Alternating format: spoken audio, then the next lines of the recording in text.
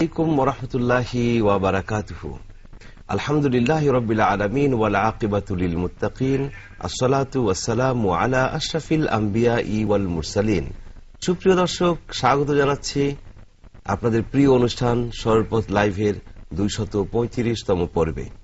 প্রতি পর্বের মতোই আজও আপনারা এই অনুষ্ঠানে পাবেন বিশিষ্ট ইসলামী চিন্তাবিদ ডক্টর মনজুর ইলাহি এবং প্রফেসর মুফতি ইব্রাহিমকে আপনাদের সকল প্রশ্নের শরিয়া ভিত্তিক জবাবদানের জন্য।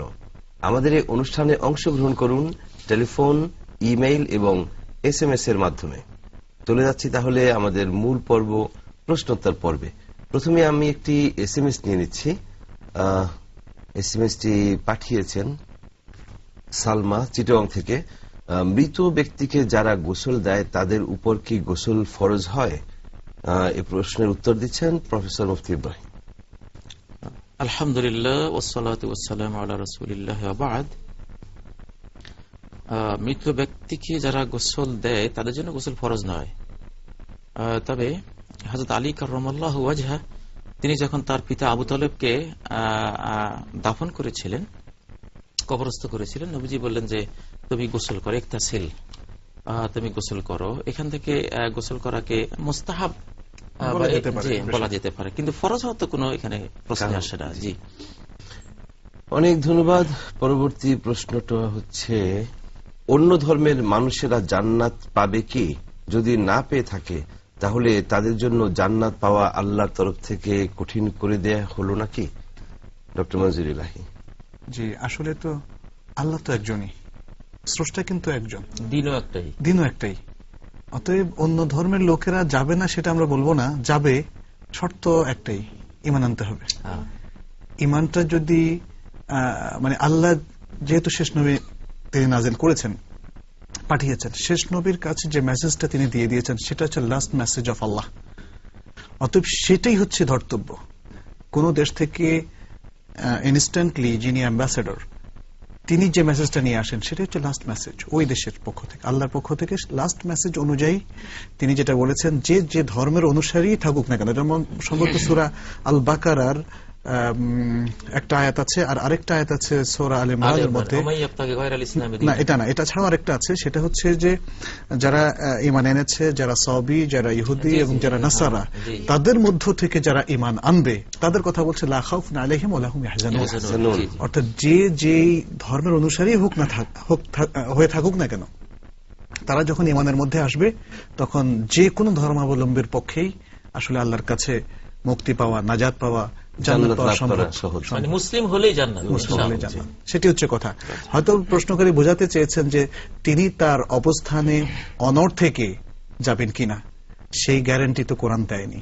সেই গ্যারান্টি কোরআন দেয়নি, বরং কোরআন এই মানে আল্লাহর এই মেসেজকে যারা অ্যাকসেপ্ট করবে না তাদের সকলকেই ঈমান হারাদের দলের মধ্যে ফেলে দিয়েছে। জান্নাতের পথই হলো ইসলাম, ইসলাম এবং ঈমান। জান্নাত লাভের প্রধানতম শর্তটাই হলো ঈমান আনা।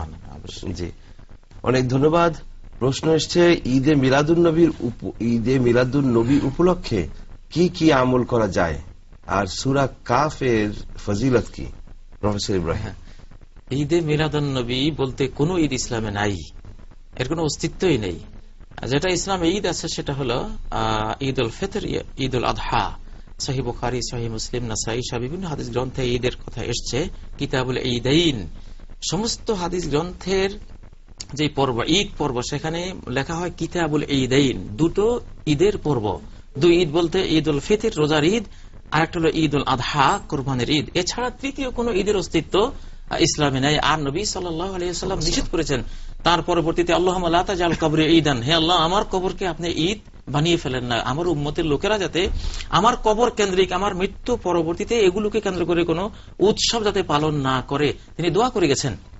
অতএব যদি কেউ বলেন ঈদে মিলাদুন নবী আছে, তাহলে তিনি বলুন এই ঈদ কত রাকাত, সেখানে কয় তাকবীর হবে, রুকু কয়টা, সেজদা কয়টা, সেখানে কেরাত কি হবে, এসব কোন বিধান আছে? কিছুই তো না, এটা তো শরীয়তের বিধান। হচ্ছে যে সবচেয়ে বড় ঈদ হচ্ছে ঈদে মিলাদুন নবী, এবং আমরা দেখতে পাচ্ছি ঈদে মিলাদুন নবী উপলক্ষে নানা ধরনের আয়োজন করা হচ্ছে, যে 24 দিন, 40 দিন, 45 দিন ব্যাপী নানা ধরনের উৎসব মুখর একটি পরিবেশের সৃষ্টি করা হচ্ছে। এবং বলা হচ্ছে যে সকল ঈদের সেরা ঈদ হচ্ছে ঈদে মিলাদুন নবী। জি, এটি একটা বানোয়াট কথা এবং অসত্য কথা এবং বেদাত। কারণ আসলে নবী সাল্লাল্লাহু আলাইহি সাল্লামকে শ্রদ্ধা জানাবার কৌশল করে রসুলের আদর্শকে মেরে ফেলা হচ্ছে, তার সুন্নাহকে ধ্বংস করে দেওয়া হচ্ছে। এটি তো তার জন্মের কারণে বিশ্ব মানবতার যে কল্যাণ হয়েছিল সেটা হয়েছিল কোরআন সহিহ সুন্নাহর কারণে। এবং এসব বেদাত করে করে নবীর আদর্শকে যদি সমাজ থেকে এভাবে দূর করে দেয়, তাহলে নবীর আগমনের যে উদ্দেশ্য ছিল সেটাই ব্যাহত হলো, আমরা ক্ষতিগ্রস্ত হলাম। জি, আরেকটা কথা আমি বলতে চাচ্ছি, আমরা দেখেছি যে ঈদ উল ফিতর, ঈদ উল আযহা, এটা আবু বকর পালন করেছেন, ওমর পালন করেছেন, ওসমান পালন করেছেন, আলী পালন করেছেন, ইমাম আবু হানিফা করেছে, ইমাম শাফিঈ, মালিক, আহমদ, বুখারী, মুসলিম, পৃথিবীর তাবৎ স্কলার সকলেই করেছেন। কিন্তু এই যাদেরকে মুসলিম উম্মাহ, গোটা উম্মার লোকেরা মানে, যেমন ইমাম বুখারী, যেমন ইমাম আহমদ ইবনে হাম্বল, ইমাম আবু হানিফা, ইনারা কে ঈদ মিলাদুন্নবী পালন করেছেন? সেটা কি ঈদ যে দুটি, এ ব্যাপারে তো সুস্পষ্ট বক্তব্য হাদিসে সেটি যদি একটু উল্লেখ করতেন। জি, নবী সাল্লাল্লাহু আলাইহি সাল্লাম যখন মদিনায় গেলেন, দেখলেন যে তারা নবরোজ আর মেহেরজান দুটো উৎসব তারা পালন করে। তখন তিনি বললেন যে কাদ আবদালাকুমুল্লাহু ইয়াওমাইনি খায়রাম মিনহুমা, আল্লাহ এই দুটো ঈদকে রহিত করে দিলেন, মানসুখ করে দিলেন, এর বদলে তোমাদেরকে দুটো ঈদ দান করলেন, যে দুটো ঈদ এই দুই উৎসবের চেয়ে অনেক অনেক উত্তম তোমাদের জন্য, ইয়াউমুল ফিতরি ও ইয়াউমুল আযহা। সেই দুই ঈদ হলো, একটি হলো রোজার ঈদ আর একটি হলো কোরবানির ঈদ। বাস ঈদ ঈদ কোনটা আছে কি নাই এটা বলবে কোরআন, এটা বলবে সুন্নাহ, এটা আল্লাহ রাসূল বলবেন। এটা এখানে বাংলাদেশ থেকে আমরা মিছিল করে আমরা এখানে যতই আমরা ঈদ বলি, এটা কিয়ামত পর্যন্ত আমরা বললো এটা ঈদে রূপান্তরিত হবে না, যেহেতু এটা ডকুমেন্টসে নাই, কোরআন সুন্নাহর মধ্যে নাই, এটা প্রশ্নই আসে না।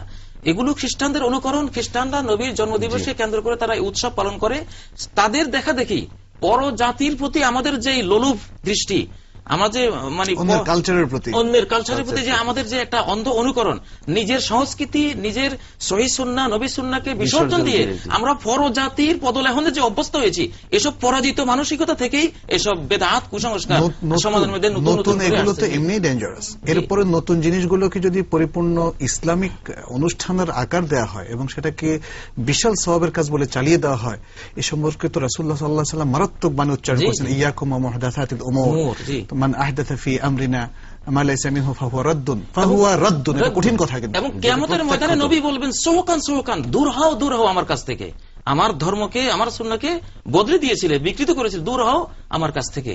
অতএব ইহুদি ধর্ম আজকে পৃথিবীতে নিশ্চিহ্ন হয়ে গেছে। কেন? ইহুদি আলেমরা যার যেটা খেয়াল খুশি হয়েছে ধর্মের ভিতরে ঢুকিয়ে ফেলেছে। খ্রিস্টান ধর্ম গোটা শেষ হয়ে গেছে। কেন? যার যেটা মনে চেয়েছে বস তিনি এটাকে উৎসব পালন করে জাতির মধ্যে দিয়ে দিয়েছেন। এইভাবে খ্রিস্টান ধর্ম শেষ, ইসলাম ধর্ম শেষ, ইহুদি ধর্ম শেষ। কিন্তু ইসলাম ধর্ম আজও টিকে আছে। কেন? একদল সহিহ শুদ্ধ ওলামায়ে কেরাম আছেন যারা কোন কুসংস্কারকে, কোন নব উদ্ভাবিত ইবাদতকে তারা সাপোর্ট দেননি কোরআন সুন্নাহর আলোকে। এই উসিলা, এই বরকতে ইসলাম টিকে আছে, কিয়ামত পর্যন্ত থাকবে ইনশাআল্লাহ। তাহলে ঈদুল ফিতর এবং ঈদুল আযহা, এই দুই ঈদের বাইরে অন্য কোন উৎসব পালনের মতো ঈদ আমাদের নাই। অন্য কোন ঈদের অবস্থান শরিয়াতে নেই। শরিয়াতে নেই। তো এক্ষেত্রে রাসূল করিম সাল্লাল্লাহু আলাইহি ওয়াসাল্লামের জন্মবার্ষিকীকে কেন্দ্র করে রাসূল করিম সাল্লাল্লাহু আলাইহি ওয়াসাল্লামের জীবন চরিত্র নিয়ে আলোচনা এবং জীবন চরিত্রে নানা ধরনের প্রচারণা যদি করা হয়, সেটিকে কিভাবে দেখবে শরিয়া? আসলে যেটা জ্ঞানের সাথে সম্পৃক্ত, এটা তো 12 মাসই চলবে, সবসময় চলবে, রবিউল আউয়াল মাসেও চলবে, অন্য মাসেও চলবে। এটা এমন যাতে না হয় যে শুধু এই মাসেই করতেছি আর 11 মাসে আমরা সবাই নীরব, তাহলে হক আদায় হলো না। নবী সাল্লাল্লাহু আলাইহি ওয়াসাল্লামের যে বিশাল জীবন, এটা আমাদের সবসময়ের এটা আলোচনার বিষয়, অধ্যয়নের বিষয়, অনুসরণের বিষয় ইনশাআল্লাহ। বরং আলোচনাটাকে একটা নির্দিষ্ট ডেটে বা মাসের মধ্যে সীমাবদ্ধ করাটা, এটাও কিন্তু একটা ইনোভেশন, একটা নতুন উদ্ভাবিত পন্থা। আর আল্লাহ রাব্বুল আলামিন তো বলেছেন ওয়ারাফা'না লাকা যিকরাক, হে নবী আমি আপনার আলোচনার দিগন্তকে প্রসারিত করে দিয়েছি। তো সেটিকে আমরা কেন এক মাস বা একদিনের ভিতরে সীমাবদ্ধ রাখব? অবশ্যই। অনেক ধন্যবাদ। আমরা নিচ্ছি এখন টেলিফোন কল। আসসালামু আলাইকুম। আসসালামু আলাইকুম। ওয়ালাইকুম আসসালাম। কে বলছেন? আমি সৌদি আরব থেকে বলছি, জিদ্দা, মনিরুজ্জামান। আমার দুইটি প্রশ্ন। 9 মিনিট পর লাইনটা পাইলাম অনলাইনে থেকে, আলহামদুলিল্লাহ। আমার প্রথম প্রশ্ন হচ্ছে, আল্লাহ রাসূল সাল্লাল্লাহু আলাইহি ওয়াসাল্লাম মেরাজে গিয়ে 3টি জিনিস নাকি এনেছিলেন। প্রথমত নামাজ, দ্বিতীয়ত নাকি আল্লাহ রাসূল বলছিল তো আপনার উম্মতেরা যেন শিরক ছাড়া অন্য কোনো গুনাহ নাকি ক্ষমা করে দিবেন, শিরক ব্যতীত। আর অন্যটা কি ব্যাপারে বিস্তারিত জানাবেন। আর দ্বিতীয় প্রশ্ন হচ্ছে, আমাদের বাংলাদেশে তাবলীগ প্রচলিত, দেশের বাড়ি থেকে 40 দিনের 1 মাসের 3 মাসের শিক্ষা যায়, স্বামী স্ত্রী ফেলায়া, ছেলে সন্তানকে ফেলায়া, সংসার বাদ দিয়া মসজিদে গিয়া মানে ইবাদত বন্দেগী করে, এটা কি শরীয়তে কতটুকু সমর্থন এবং আল্লাহ রাসূল কিভাবে তাবলীগ করেছেন এ ব্যাপারে পুরোপুরি বিস্তারিত জানালে আন্তরিকভাবে খুশি হবো। আর অতি অনুরোধ আপনাদের সময় একটু বাড়ানোর চেষ্টা করবেন। আমরা বিদেশিরা অনেক কষ্ট, অনেক ইয়ার বিনিময়ে লাইন পাই, তারপরে কথা পুরোপুরি বলতে হয় না, সময় একটু বাড়ানোর চেষ্টা করেন। ধন্যবাদ। জি, আপনাকে অনেক ধন্যবাদ জানাব মনিরুজ্জামান। আমরা একটা প্রশ্নের উত্তর জেনে নিচ্ছি ডক্টর মনজুর ইলাহির কাছ থেকে। জি, মেরাজের মধ্যে রাসূলুল্লাহ সাল্লাল্লাহু আলাইহি সাল্লামকে যেটা দেয়া হয়েছিল সেটা হচ্ছে সালাত, এটাই হচ্ছে মাশহুর। এর বাইরে আর অন্য কিছু দেওয়া হয়েছে বা মেরাজের 14 দফা 10 দফা নানা জনে নানা কথা বলেন, আসলে এগুলো শুদ্ধ নয়। উনি যে দুটো বলেছেন ওটা সাথে সহিহ মুসলিমের যে রাওয়ায়াতটা যেটা উনি বলতে চেয়েছিলেন, আমি যেটা বললাম 3টা হয়ে গেল। জি, সালাত সহ 3টা হয়ে গেল। জি, তো এর বাইরে তৃতীয়টার কথা উনি মনে হয় বলেছেন। জি জি জি,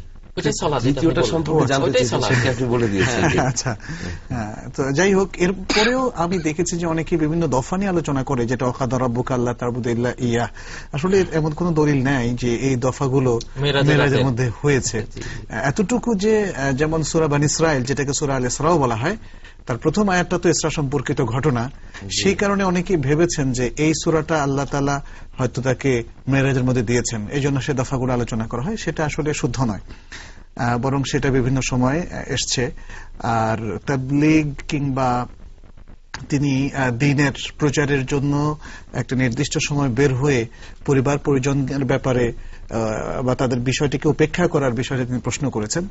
আসলে ইসলাম হচ্ছে একটা ব্যালেন্সড লাইফ, ব্যালেন্সড কাজ, ব্যালেন্সড আদর্শ, ব্যালেন্সড দ্বীন। আমরা সেটা সবচেয়ে বড় উদাহরণ তো পাই রাসূলুল্লাহ সাল্লাল্লাহু আলাইহি ওয়াসাল্লাম এবং সাহাবাদের মধ্যে। তারা কেউ তার স্ত্রীদেরকে ছেড়ে চলে যাননি বা তাদের প্রতি উপেক্ষা প্রদর্শন করেননি। তারা তাদের সংসার ধর্ম পালন করেছেন, রাজনীতি করেছেন, সমাজ করেছেন, বিদ্যা নিকেতন বা বিদ্যাপীঠের দায়িত্ব পালন করেছেন, দাওয়াতি দায়িত্ব পালন করেছেন, বিচারের কাজ করেছেন, কোনোটা বাদ দেননি, অর্থনৈতিক লেনদেনও করেছেন, সবকিছু। সেটা আমাদেরকে ব্যালেন্সের আলোকে করতে হবে। তবে এটা ঠিক, আপনি দ্বীনের কাজ এবং ইসলামকে মেনে যদি কিছু করতে চান, তাহলে আপনাকে কিছু ছাড় দিতে হবে এবং আপনি এবং আপনার অধীনস্থদের কিছু সহযোগিতা প্রয়োজন। দ্বীনের কাজে সাহাবারা যখন বিদায় নিয়ে যুদ্ধে যেতেন, জিহাদে, তখন তো কেউ কেউ শহীদ হয়ে যেতেন।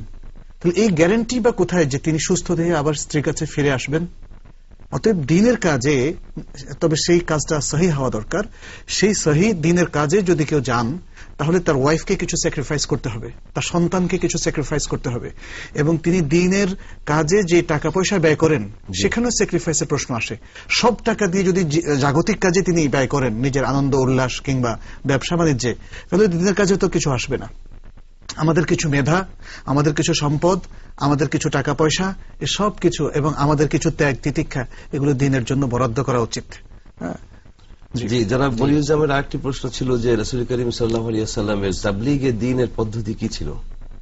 তিনি কিভাবে 40 দিনের কোন পদ্ধতি চালু করেছিলেন বা নিজস্ব কোন পদ্ধতি কি ছিল? রাসূল সাল্লাল্লাহু আলাইহি ওয়াসাল্লামের দ্বীনের পদ্ধতিটা ছিল প্রথমে তোমার প্রভুর পক্ষ থেকে যা তোমার উপর নাযিল হয়েছে সেটা প্রচার করে দাও। সেই প্রচারটা হতে পারে শিক্ষার মাধ্যমে, এবং সেটি সবচেয়ে ইফেক্টিভ মাধ্যম। শিক্ষা একটা জাতিকে গঠন করে, এবং শিক্ষা দিয়ে যা করা যায় অন্য কিছু দিয়ে তা করা যায় না। তবে দাওয়া শিক্ষার একটা মাধ্যম। তিনি দাওয়াতের মাধ্যমে করেছেন, সেটা লোকাল দাওয়া, এবং তিনি দাঁড়িয়ে প্রেরণ করেছেন বিভিন্ন দেশে বিভিন্ন জায়গা তার মাধ্যমে। অতএব তিনি দাওয়াতের কাজ করেছেন তার ফ্যামিলিতে, দাওয়াতের কাজ করেছেন তিনি মসজিদে, দাওয়াতের কাজ করেছেন তিনি খুতবার মাধ্যমে ইত্যাদি। এটা ছিল তার পদ্ধতি। তার পদ্ধতি কোন একটা নির্দিষ্ট সময়ের মধ্যে, নির্দিষ্ট দিনের মধ্যে, নির্দিষ্ট একটা তরিকার মধ্যে আসলে আবদ্ধ ছিল না।